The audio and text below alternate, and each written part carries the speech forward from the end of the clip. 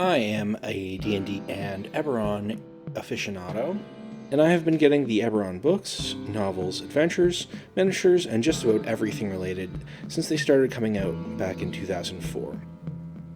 I wanted to make a series of videos covering what is available if you have a full collection, especially those beyond the core books. This is Eberron Collector. I wanted to get started with a specific type of game accessory: maps. Maps in D&D are very useful. They help a DM or party figure out where they are going, and how far things away are. A well-designed D&D map has character, secrets built into it, both known and unknown, and Eberron's maps are no exception. There are many important towns and cities marked out, with plenty of space to add small towns and villages. There are marked ruins that a DM can take and make their own, and ones that are well documented. There are many versions of maps featured in the game books, and even some in the novels, but here I'm going to focus on maps that were released separately or as an extra pack-in with another product. And I will only be covering items released by Wizards of the Coast or an official licensee, so we're not going to see any of those knockoff maps that you might find on Amazon and other websites. And of course, since I only speak English myself and only know those products, those are the only ones I will be covering directly here. So let's get started with the most common maps Eberron players and DMs might have themselves. Here is a poster map of the primary continent of Eberron, Khorvaire. It's printed on glossy paper by Wizards of the Coast back in the 3.5 era. It was an insert with the Eberron DM screen product. The cartography was done by Dennis Koth and matches the maps included with the Eberron campaign setting book. The majority of Eberron maps that have been released are of Khorvaire, as it is the most common starting setting for player characters. An identical version of the map was included with dungeon number 113, though that would likely have been printed by Paizo, who are now the current Pathfinder publisher, but they were the publisher of Dungeon and Dragon magazine both back at that time. Unfortunately, I don't have a copy of that printing of the map to show you here. This map measures 32 inches by 20 inches, and from now on, I will also have metric sizes appearing on screen to go along with that for people outside of North America.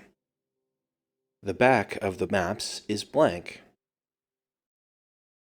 The next Khorvaire poster map was included as a tear-out in the 4th edition Eberron Campaign Guide, which was printed by Wizards of the Coast.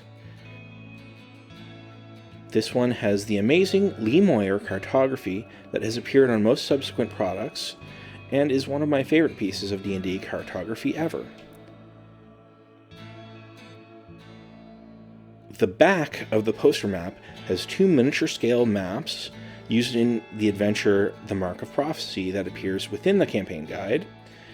These 2 maps cover important encounter locations from within that adventure. The whole poster map measures 30 inches by 21 inches. Eberron Rising from the Last War, for 5th edition, also comes with a tear-out map, and it's mostly the same as the one included in the 4th edition book, with some changes in symbology, fonts, things like copyright date. And it's the same 30 inch by 21 inch size. The actual difference between them is the back. The back has a world map image projection where you can see both hemispheres of the globe at the same time, which is also based on Lee Moyer's art. The next map I want to talk about is the rarest of these items, and I actually had to stop mid-editing this video as new information suddenly became available due to me finding a recently completed eBay listing for the first time ever. This is a picture of the map from that listing, which is the only direct evidence I've had of the map other than an old EN World thread about Eberron products available. Unfortunately, I only found out about this auction a little more than a month after its completion, or I would have definitely bid, as I don't own a copy of the map myself. The map is of the world of Eberron, in full, based on this art that appears in the Eberron campaign setting book, which is, I believe, by Dennis Koth, and is labeled Explore Eberron. It's printed on cloth or canvas, and was given out in March 2004 at the GAMA or Gamma trade show to hype up the upcoming Eberron campaign setting book release. According to the eBay listing, it is 21 inches square, and it appears the back of the map is blank.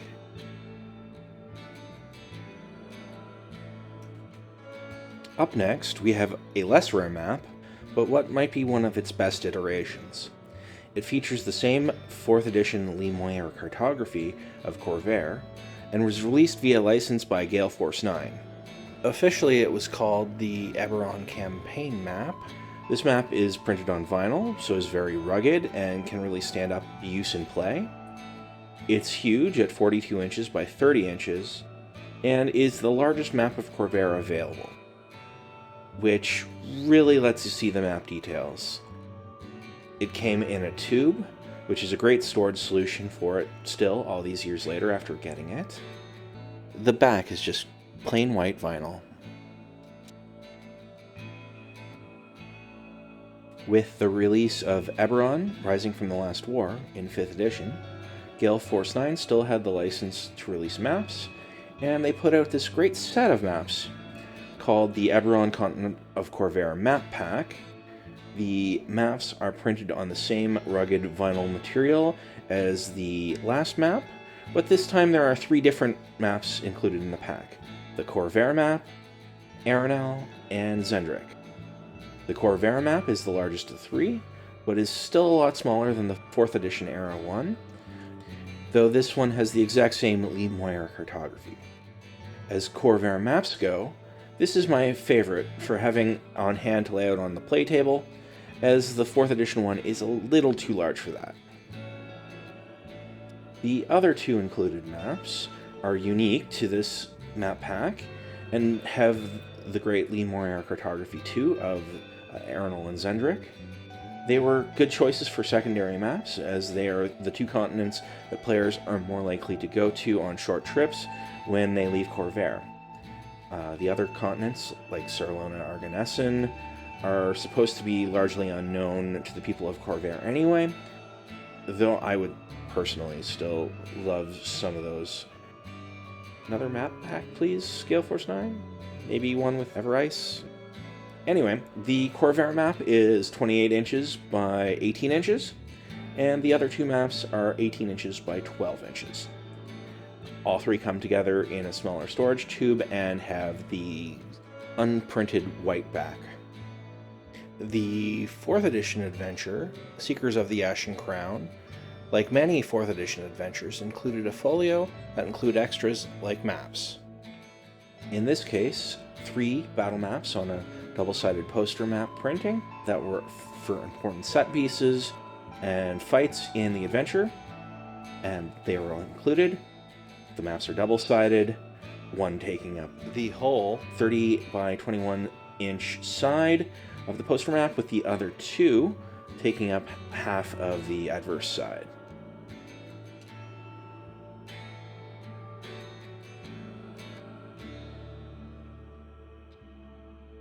Next are a series of maps that were included with the 5th edition Eberron, Rising from the Last War, Gold Edition, from Beadle and Grimm's Pandemonium Warehouse. This box set includes a lot of items, and some pretty unique maps. Up first from the box set is the traditional map of Khorvaire, but this one has some unique features. It's printed on glossy poster paper, and folded like normal, but this map is annotated by the Rhine-Gnomish bard Kessler, with in-universe information and notes that players may find helpful, humorous, or both. An example is this note about Breland, home to the City of Towers, where law and chaos dance on a knife's edge. Some call the relish pragmatic, others dull. The back of the poster map is blank, and the whole thing measures 30 inches by 21 inches. Next, printed on thicker, textured cardboard, and a bit smaller than the other maps, is the Eberron Planar Orrery. This is another Lee Moyer creation, and the art is used in both the 3.5 and 5th edition.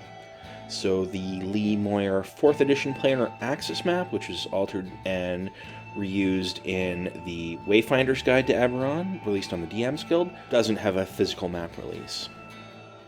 The back of the card is blank, except Lee's artist credit, and is 7.5 inches square. You might recognize this map from the back of the 5th edition Tarot map. It's the full world map, it's blank on the back. Otherwise, it is basically identical to the one from the book, including the copyright and 30 by 21 inch size. Sharn, the City of Towers, Jewel of Breland, and largest city of Khorvaire, is a huge, confusing city with a large number of districts, layers, and complications. And there have been a couple of attempts to showcase this, showing either the verticality or the districts horizontally. Beadle and Grimm's created a new version of a map of Sharn with the assistance of Keith Baker and Lee Moyer. It's an extension of a map of Sharn used in the 4th edition books, but which was not printed by itself ever. This map attempting to show both the horizontal and vertical nature of the city at the same time. Plus, it does point out locations of both house-run dragon-marked services and major temples. Plus, a breakdown of which animal flies in the Race of the Eight Winds, which is a major sporting event within Sharn. The poster map is 24 by 30 and has a blank back. A series of battle maps with 1-inch grid for miniature combat are the final maps included in the box set. There are 4 of these map sheets total, and they are double-sided. They aren't on glossy poster paper, but instead on a textured, heavier stock matte paper, which I believe is designed to allow them to be a little more rugged when used on the table for gaming. All of them are the same size, 24 by 30 inches. Each of the maps are for commonly used locations in many Eberron adventures, and the box set actually includes encounters new to this set that are intended to be used with these maps. The maps that are included with this set are a full map of a lightning rail, including all of the included carriages. This takes up one entire side of a map, and can be used at the conclusion of the included Eberron Rising from the Last War adventure, Forgotten Relics. The opposite side is a map called Sharn Skybridge, which depicts a typical outdoor area and city street in Sharn, with a bridge in between the two towers featured prominently. This also takes up an entire side of a map. The bonus encounter included in the box set, Skybridge Skirmish, can be used with this map. The second map set has a large House Lyrander airship on one full side, and includes a breakout of a lower deck. This one is especially useful. Along with the rail map, almost every Eberron adventure will end up in a fight on the rails or on an airship, often when they're crashing. The box set has a bonus encounter, the Murder on the Halcyon, that intends to the use of this map. The adverse side shows the lower levels of a lightning rail's terminus or station, perfect if there's a chase or fight happening when the party is about to get onto a rail coach or stop someone from getting on themselves.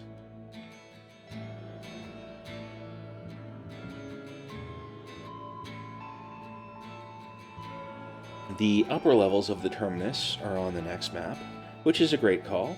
So if you have a large enough gaming table, you can have both maps on the table at once, allowing the fight to spill between the upper and lower levels. The terminus maps can be used for an important set of encounters near the end of the Forgotten Relics adventure. The opposite side of this gets away from transportation in cities and into the jungles of Khyber. It is labeled Khyber Jungle, but the map is generic enough that it could easily sub in for Arenal or Zendrick Jungle as well, or even the King's Forest in Brelin, which, if you didn't know, is mostly tropical or subtropical. It is featured in the bonus encounter, Race Through Khyber, and will sooner or later feature in my own Khyber campaign.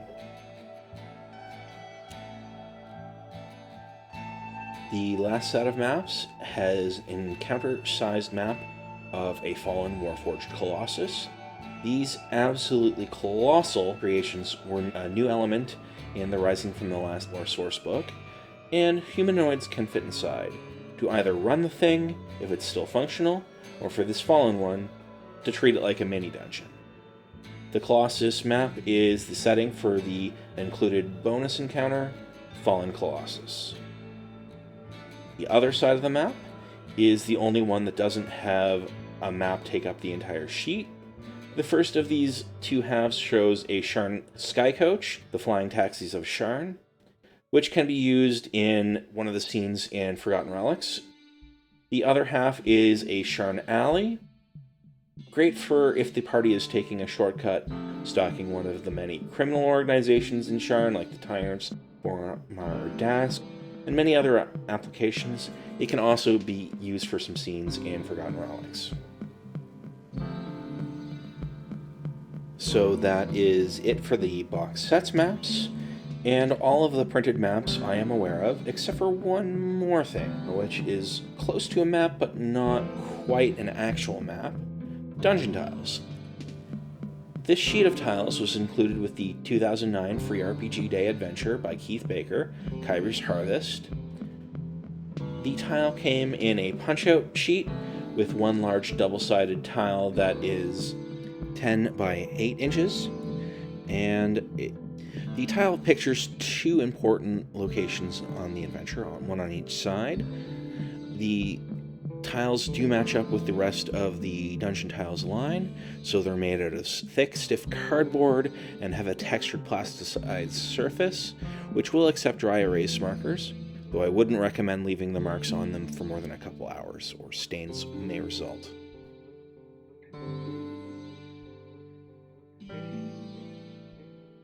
So with that, let's end the video.